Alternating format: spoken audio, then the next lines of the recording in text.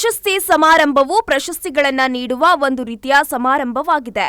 ಈ ಸಮಾರಂಭವನ್ನ ಸರ್ಕಾರಿ ಸಂಸ್ಥೆ, ಸಮಾಜ, ಶಾಲೆ, ವ್ಯಾಪಾರ ಸಂಘ ಅಥವಾ ಪ್ರಶಸ್ತಿ ಸಮಾರಂಭಗಳನ್ನು ನಡೆಸುವಲ್ಲಿ ಪರಿಣಿತಿ ಹೊಂದಿರುವ ಕಂಪನಿಯು ಆಯೋಜಿಸಬಹುದು. ವಿಶಿಷ್ಟವಾಗಿ ಸಮಾರಂಭಗಳ ಮಾಸ್ಟರ್ ಪ್ರಶಸ್ತಿ ವಿಜೇತರನ್ನ ಪ್ರಸ್ತುತಪಡಿಸುತ್ತಾರೆ, ಪ್ರೇಕ್ಷಕರೊಂದಿಗೆ ಮಾತನಾಡುತ್ತಾರೆ, ಜನರನ್ನ ರಂಜಿಸುತ್ತಾರೆ ಮತ್ತು ಸಾಮಾನ್ಯವಾಗಿ ಸಮಾರಂಭವನ್ನ ಚಲಿಸುವಂತೆ ಮಾಡ್ತಾರೆ ಅಲ್ವಾ. ಇದೇ ನವೆಂಬರ್ 17ರಂದು ಬೆಂಗಳೂರಿನಲ್ಲಿ ಬಹುನಿರೀಕ್ಷಿತ ಚಿತ್ರಕಾರ ಅಂತಾರಾಷ್ಟ್ರೀಯ ಕಲಾ ಸ್ಪರ್ಧೆ ಪ್ರದರ್ಶನ ಮತ್ತು ಪ್ರಶಸ್ತಿ ಸಮಾರಂಭ ಬೆಂಗಳೂರಿನ ರಂಗೋಲಿ ಮೆಟ್ರೋ ಆರ್ಟ್ ಸೆಂಟರ್ನಲ್ಲಿ ಯಶಸ್ವಿಯಾಗಿ ನೆರವೇರಿಸಿದ್ದಾರೆ. ಎನ್ಎಸ್ ಕುಂಬಾರ ಕಲಾ ಅಕಾಡೆಮಿಯು ಈ ಸಮಾರಂಭವನ್ನು ಆಯೋಜಿಸಿದ್ದು, ಎಲ್ಲಾ ವಯಸ್ಸಿನ ಕಲಾವಿದರನ್ನ ಒಂದೇ ವೇದಿಕೆಯಲ್ಲಿ ಸೇರಿಸಿ ಅವರ ಪ್ರತಿಭೆಯನ್ನ ಗುರುತಿಸಲಾಯಿತು.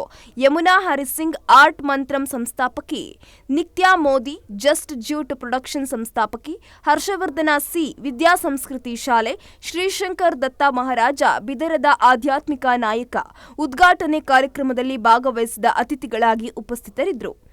ಕಾರ್ಯಕ್ರಮದ ತೀರ್ಪುಗಾರರಾದ ಡಾಕ್ಟರ್ ಬಾಬುರಾವ್ ನಾಡೋಣಿ, ಕಲಾಲೋಕದ ಗೌರವಾನ್ವಿತ ವ್ಯಕ್ತಿ ಎನ್ವಿ ಗುರುಂಗ್ ಅಧ್ಯಕ್ಷರು, international water colour society of Nepal, Alina Mircea ಆಧುನಿಕ ಕಲಾವಿದೆ ಬುಖಾರೆಸ್ಟ್, ರೊಮಾನಿಯಾ ಭಾಗವಹಿಸಿದ್ರು. 5ರಿಂದ 75 ವಯಸ್ಸಿನ ಕಲಾವಿದರ 97 ಶ್ರೇಷ್ಠ ಕಲಾಕೃತಿಗಳನ್ನು ಪ್ರದರ್ಶಿಸಲಾಯಿತು.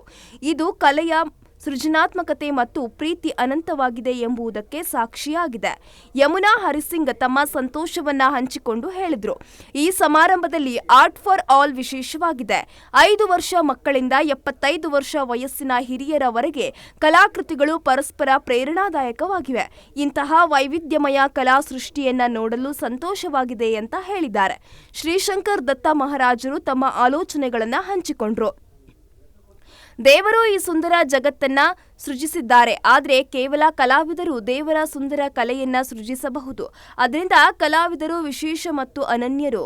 ನಿತ್ಯಾ ಮೋದಿ ಕಲೆಯ ಅಮಿತ ಸಾಮರ್ಥ್ಯವನ್ನ ವರ್ಣಿಸುತ್ತಾರೆ.